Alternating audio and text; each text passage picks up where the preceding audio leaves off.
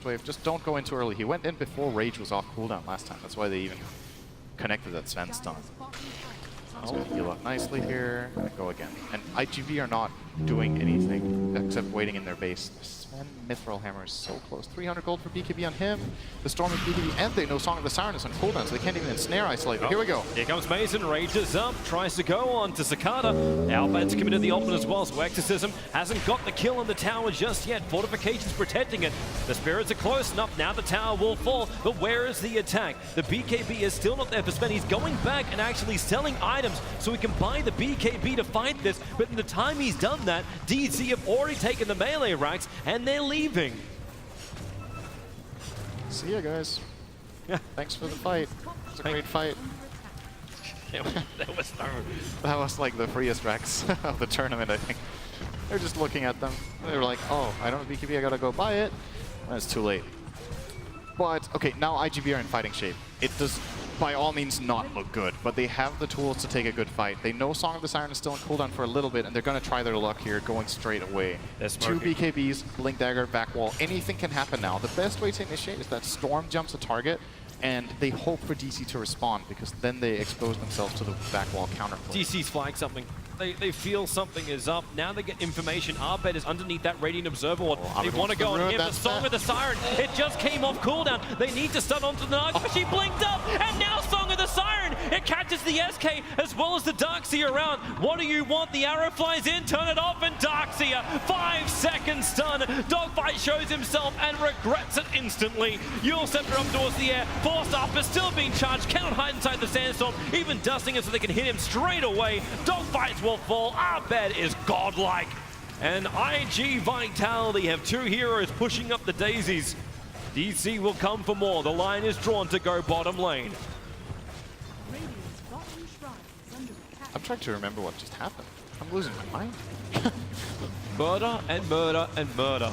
Oh yeah, okay. Like an episode of Game of Thrones, so heads are rolling. Arbed had a feeling they were coming for him on the rune, so he goes and clicks. This is so greedy in a way, right? If Dogfights instant stuns him there on the way to the rune, that could have been the way back in the game for IGV. But Arbed got away with it, got the rune, blinked out, and now this arrow connection is beautiful. Very nice timing. No, actually, pretty much frame perfect on that arrow connection, and then just rolled on from there. 20k lead for DC, and IGV have just not looked that good in this game, but they're going to have to pull out the fights of their lives right now. They need the miracle now. They need the miracle. The force up in July into a huge back wall. There's your back wall, and the stun from Sven! He got stunned up by Feren's arrow! He never got the hits off, and now is all the DC damage. They turn it into the storm. Sven's down for 50 seconds, and GG is over. Digital Chaos will advance, and IGV, the only Chinese team in the lower bracket, are now out of the International. Very nice showing from DC overall in this game, I think. It's refreshing to see this early aggression that they pulled out with the Spirit Breaker. They made a lot of good connections. They realized like they need to play fast, they need to be kill hungry because the enemy team is greedy. Find so many picks, especially on that Sven, and IGV never really got into the game. It felt like there was like moments where maybe it could have worked out, but DC just controlled the tempo over and over and over again. There was one fight for IGV that made me think they were back in the game. Yep. DC responded immediately with kill after kill after kill. Took great advantage of their own ability to take towers with Lifestealer and the Death Prophet, and as well as the Roshan. Just a very well-played game by them. I think you hit the nail on the head. IGV, you wondered when they were going to come online. We were looking for the soaring, we're looking for the mana capabilities of the Storm Spirit to do something. Sven got kind of shut out, like the laning phase just didn't work for them. And then your Darkseer had little to no influence. The Lifestealer was fine, you knew he was going to be able to regenerate anyway. The pressure that happened on the top tower, you almost looked through the rotations of DC. They attacked the bottom tier 1 tower, get the kill, and then IG Vitality is scrambling underneath the dire tier 1 tower on the top lane to try and find the revenge kill. It never came. IG Vitality just couldn't get the counter initiation, the counter kills, and the counter plays against DC. They were always rotating, they were always better with vision. Arbed looks really happy. Yeah. This is obviously a very big moment for him. It's his first time playing at the International. He's all smiles. Mason, a bit more of a veteran. He's more casually just walking away like, oh, yeah. It's a fantastic thing. Great times. They'll advance forward. DC, your winner of our final best of 1 for today. DG DC, excuse me, put on the gas right out the gate, and I gotta say, MVP Bulba. MVP Bulba, dude, Spirit Breaker bombing in before the bounty rune even spawns for first blood. He had, what, 4 or 5 kills in the first 5 minutes? He did a great job to create space in the early game, and he was like chasing the Sven, so he got basically nothing the first 15 minutes. He tried to catch up with the mask of Manus, and he got the dagger, and then they tried to take a team fight, but then they got slept and arrowed. I don't know, we haven't seen a ton of Spirit Breaker at this tournament, but that's another win for Bulba on the hero. They seem to be playing really well around it.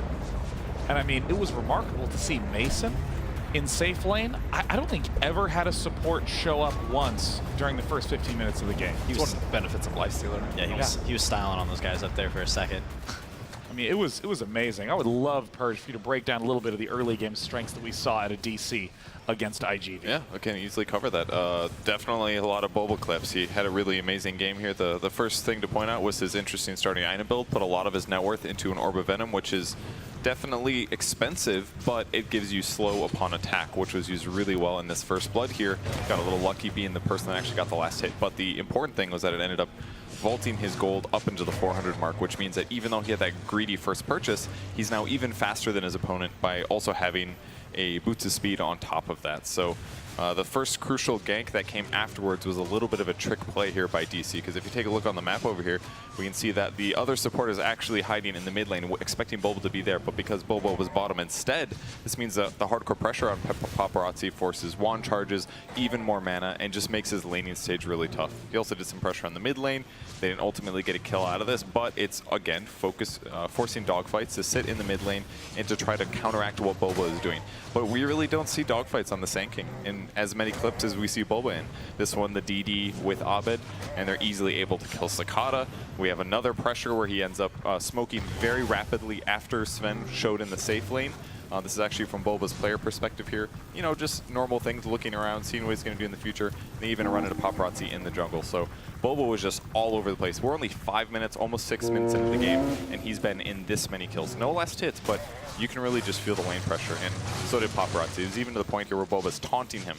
No intention of killing him, but he's going to force Sven to actually cross the entire jungle just to go grab farm on the other side of the map, which was really, really incredible by Bulba. He played amazing in the early game. It's just crazy how much he shut down Sven. I mean, Paparazzi, known for his Sven play. I watched like 40 Paparazzi Sven games in a row to try to learn the character, and I've never seen him shut down so hard. I've never seen a game go that poorly for him once.